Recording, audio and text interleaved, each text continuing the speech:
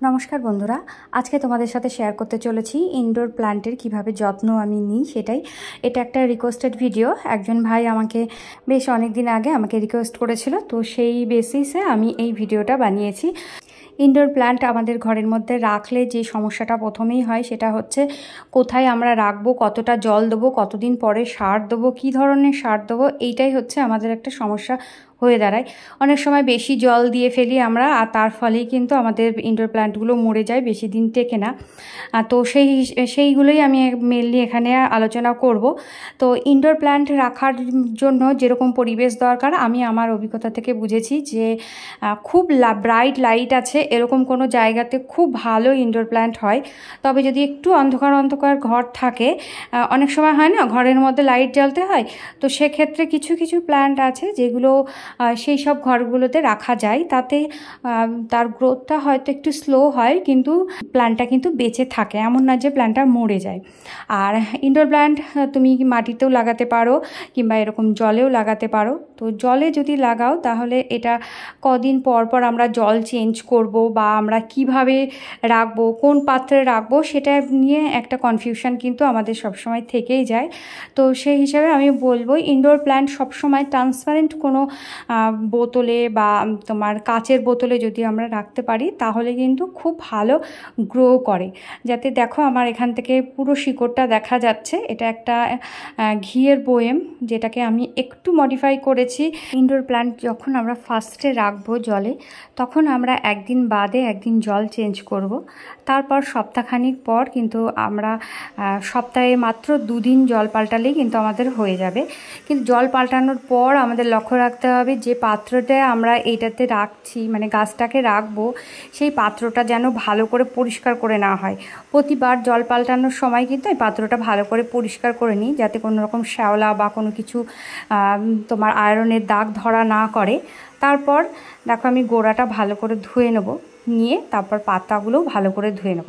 এতে গাছের উপরে যেসব ধুলোবালিগুলো পড়ে সেইগুলো কিন্তু চলে যায়। এছাড়াও গাছের শিকড়ে যদি কোনো রকম নোংরা কিছু লেগে থাকে বা হয়তো কিছু সামান্য কিছু পচন ধরেছে, সেইগুলো কিন্তু বেরিয়ে যায়। এর ফলে কিন্তু গাছটা বেশ সুস্থ থাকে।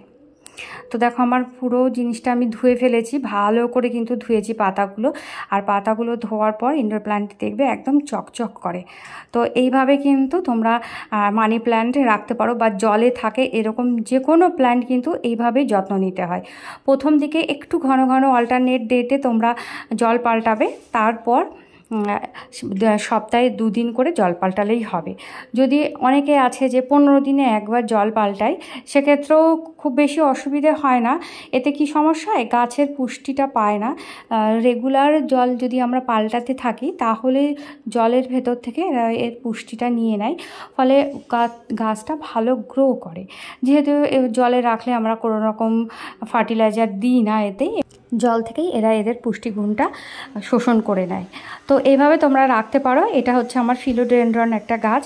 আর আমি এখানে জানাবো যে যারা নতুন গাছ রাখতে চাইছে বাড়িতেই ঘরের ভেতরে, তারা কি কি প্ল্যান্ট রাখলে তাদের সুবিধা হবে সেটাও কিন্তু আমি এখানে জানাবো। এরপর দেখো এটা হচ্ছে তোমার সবাই জানো, এটা হচ্ছে অ্যালোভেরা প্ল্যান্ট। অ্যালোভেরা প্ল্যান্ট কিন্তু ঘরের ভেতর খুব ভালো গ্রো করে। তোমরা এটাকেও কনসিডার করতে পারো ইনডোর প্ল্যান্ট হিসেবে। তো কিভাবে আমরা ইনডোর প্ল্যান্টে যেটাকে আমরা মাটিতে পুঁতেছি জল দেবো সেটা বিষয়ে আমি একটুখানি কথা বলবো। তো ইনডোর প্ল্যান্টের জল দেওয়ার এরকম কোনো নেই যে একদিন পরে দিতে হবে, 2 দিন পরে দিতে হবে, এরকম কোনো ব্যাপার না। তোমরা জল দেবে মাটি শুকনো হয়ে গেছে কিনা সেটা দেখে, মানে টবে হাত দিয়ে দেখবে। যদি দেখো 1 ইঞ্চি মতো মাটি শুকনো হয়ে গেছে, তাহলেই কিন্তু ফুল টব জল দেবে। এবং দেখো আমি জল দেওয়ার সাথে সাথে আমার টবের মাটিটা, মানে জলটা একদম বেরিয়ে আসছে, মানে সাথে সাথে একদম জলটা টেনে নিচ্ছে। তো মাটি হবে এরকম নরম হবে। আমার এটাতে মাটি আর কোকোপিট মেশানো, আমার সমস্ত সব ইনডোর প্ল্যান্টগুলো। তো আমি কিছুটা মাটি, কিছুটা কোকোপিট আর কিছুটা ফার্টিলাইজার, যে কোনো ফার্টিলাইজার থাকতে পারে, আমি ভার্মি কম্পোস্টই মেনলি দিয়ে থাকি, দিয়ে তারপর আমি এই মাটিগুলো তৈরি করি। আর দেখো এখানেও দেখো টবে আমি হাত দিয়ে দেখলাম যে আমার মাটি শুকনো আছে কিনা। শুকনো দেখলাম যে একদমই শুকনো, তারপরে কিন্তু আমি জল দিলাম। তো এই মানি প্ল্যান্ট বলো বা তোমার সিঙ্গোনিয়াম বলো, এরা কিন্তু খুব বেশি শুকনো মাটি পছন্দ করে না। মাটি 1 ইঞ্চি মতো শুকনো থাকলেই সাথে সাথে তোমরা জল দিয়ে দেবে। এরপর আসি গাছের পরিচর্যার, মানে গাছকে কিভাবে আমরা পরিষ্কার করব। কোনো গাছ আমরা এরকম শুধুমাত্র জল দিয়ে কাপড় ভিজে এভাবে পরিষ্কার করে নেব। তো অনেক সময় কি হয়, ঘরের ভেতরেও তো প্রচুর ধুলো পড়ে, দেখবে প্রতিদিন ডাস্টিং না করলে আমাদের ফার্নিচারের উপরে কি বিশ্রী রকমের ধুলো পড়ে থাকে।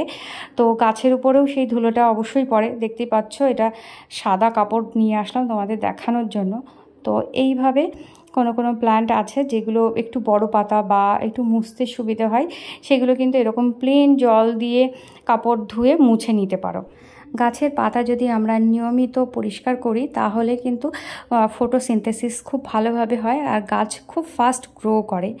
তো সেই জন্য আমি চেষ্টা করি সপ্তাহে অন্তত 1 দিন করে এদের পাতাগুলো মুছে দিই। তো এইভাবে মুছে দিলে দেখতেও খুব সুন্দর লাগে। দেখো কি সুন্দর গ্লেজ দিচ্ছে, একদম সবুজ লাগে, চকচক করে, আর দেখতেও কিন্তু খুব সুন্দর লাগে।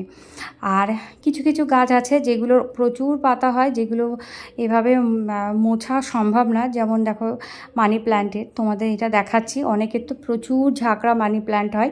তো সেক্ষেত্রে এভাবে ভালো করে স্প্রে করে দিই। স্প্রে এমনভাবে স্প্রে করি যাতে পাতাগুলো সমস্ত ধুয়ে যায়। আর স্প্রে করলে পাতাগুলো তো ধুয়ে যায়, এছাড়াও দেখো এই যে নোটগুলো রয়েছে, শিকড়, এই শিকড়গুলো ময়েশ্চার পায়, ফলে মানি প্ল্যান্ট খুব ভালোভাবে গ্রো করে।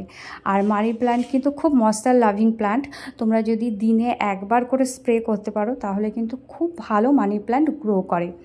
তো এই গেল মানি প্ল্যান্টের কথা। এবার আসি এরিকা পাম। এরিকা পাম খুব ভালো একটা হাইট দেয় কিন্তু গাছ হিসেবে। তো দেখবে এই প্ল্যান্টটা আমি বেশ অনেক দিন আগে নিয়ে এসেছি, খুব ভালো গ্রো করছে প্ল্যান্টটা। আর এরিকা পাম্প এইভাবে পাতা মোছা কখনোই সম্ভব না, এতে পাতা ভেঙে যেতে পারে। তো আমি কিন্তু এভাবে করি না কখনো, তোমরা একদমই এভাবে করতে যাবে না। আর এরিকা পাম খুব ময়েশ্চার লাভিং একটা প্ল্যান্ট। তো এই প্ল্যান্টটাকে যখন দেখবে ভীষণ ধুলো পড়ে গেছে, হয়তো 15 দিনে 1 বার হতে পারে, সপ্তাহে 1 দিন হতে পারে, তবে আমি বলবো 15 দিনে 1 বার করে এদেরকে এইভাবে বাথরুমে নিয়ে গিয়ে স্নান করিয়ে দেবে খুব ভালো করে। এদের যদি তোমরা খুব ভালো করে স্নান করিয়ে দিতে পারো তাহলে কিন্তু এরিকা পাম খুব ভালো গ্রো করে। কেননা এরা ভিজে ভিজে বা একটুখানি স্যাঁতস্যাঁতে জায়গা পছন্দ করে, কিন্তু মাটিতে কিন্তু জল জমা একদম পছন্দ করে না। মাটিটা ভিজে থাকবে কিন্তু জল জমে থাকবে না। এরিকা পামের মাটি সবসময় দেখবে যেন একটু ময়েশ্চার হোল্ড করে। আর যদি খুব বেশি খটখটে হয়ে যায় মাটি তাহলে কিন্তু এরিকা পামের পাতাগুলো, টিপগুলো দেখবে ব্রাউন হতে থাকে। তো যদি ব্রাউন হয়ে যায় তাহলে কি করবে, এটা কাঁচি দিয়ে একটু কেটে দেবে, ব্যাস। এরিকা পাম খুব ছোট ছোট কারণেই কিন্তু পাতা ব্রাউন করে দেয়। তো এই নিয়ে খুব বেশি ভাবনা চিন্তার দরকার নেই।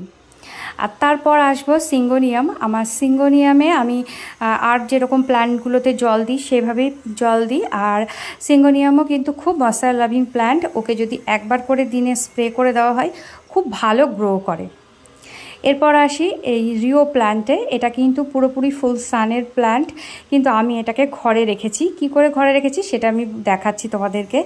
তো ঘরে রাখার ফলে দেখো পেছনে যে গাঢ় লাল রঙটা থাকে সেটা আসেনি, কিন্তু প্ল্যান্টটা কিন্তু খুব ভালো গ্রো করেছে, দেখতে খুব ভালো লাগে, বেশ সবুজ সবুজ। তো এটা আমার ডাইনিং টেবিলের উপরেই থাকে। তো এটা ডাইনিং টেবিলের উপরে থেকেও কিন্তু বেশ খানিকটা রোদ্দুরে পায়, সেই জন্যই আমি এটাকে ঘরের মধ্যে রাখতে পেরেছি। আর একদম খুব বেশি জল পছন্দ করে না। একে যদি একটু বেশি জল দেওয়া হয় তাহলে এর ডগাগুলো পুরো পচে যায়, মানে একটা ব্রাঞ্চ সমেত পচে যাবে। তো দেখো গাছটা আমার এখানে থাকে, আর পূর্ব দিকের সূর্যের আলো, ডাইরেক্ট সূর্যের আলো পাই অন্তত 2 থেকে 3 ঘন্টা মতো, 2 ঘন্টা তো পাই। তো এইভাবে আমার গাছটা বেঁচে আছে। তো তোমরা চাইলে এরকমও রাখতে পারো, গাছগুলোতে এরকম জানলার ধরে রাখতে পারো যাতে করে একটু রোদ্দুর পায়। এরপর আসি তোমার ফার্টিলাইজার। তো যেরকম ইনডোর প্ল্যান্টের খুব বেশি রকমের জলের প্রয়োজন হয় না, সেরকম কিন্তু ফার্টিলাইজারের খুব বেশি প্রয়োজন হয় না।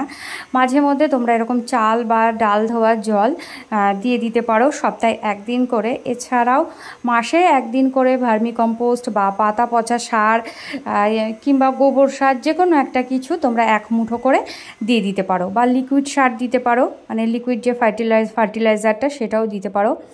তো সেইভাবেই কিন্তু দিলে হয়, খুব বেশি কেয়ারের দরকার হয় না, ওকে ওর মতো ছেড়ে দেবে, একদম মানে বেশি কেয়ার করতে যাবে না, তাহলে দেখবে ইনডোর প্ল্যান্ট খুব ভালো থাকবে।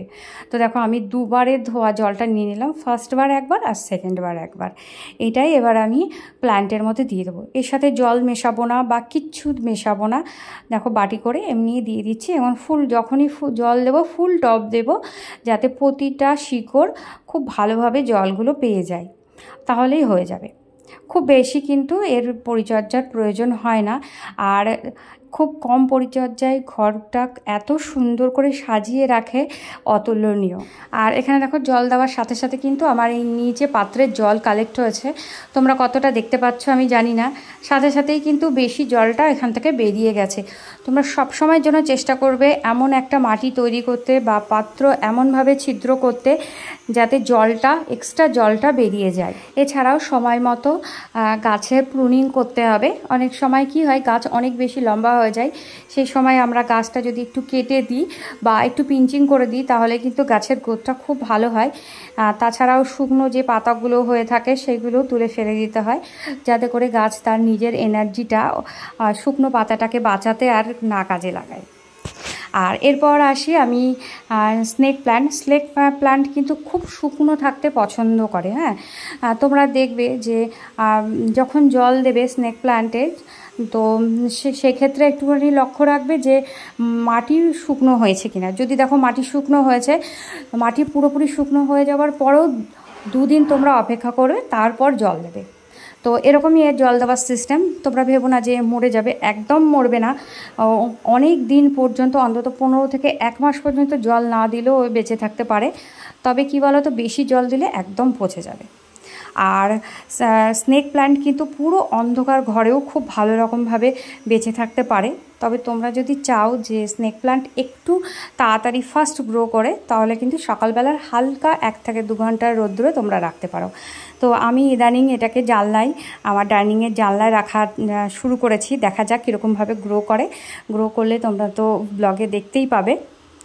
এরপর আসি, যারা নতুন গাছ তৈরি করতে চাইছো তারা কি গাছ রাখবে যাতে খুব সহজে গাছ রাখতে পারো, সেগুলোর মধ্যে একটা হচ্ছে তোমার এই সিঙ্গোনিয়াম বা অ্যারোহেড প্ল্যান্ট। এটা খুব হার্ডি একটা প্ল্যান্ট, যেটাকে সহজে মারা যায় না।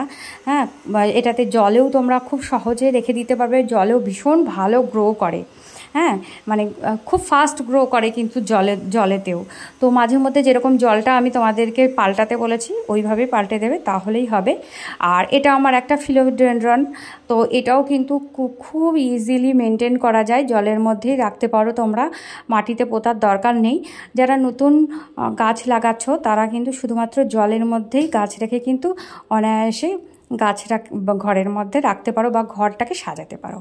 এরপর আসি সবার পরিচিত এবং খুব পছন্দের একটা গাছ, সেটা হচ্ছে মানি প্ল্যান্টও কিন্তু যারা নতুন তারা লাগাতে পারো, খুব সহজে এটাকে জলে এবং মাটিতে গ্রো করা যায়।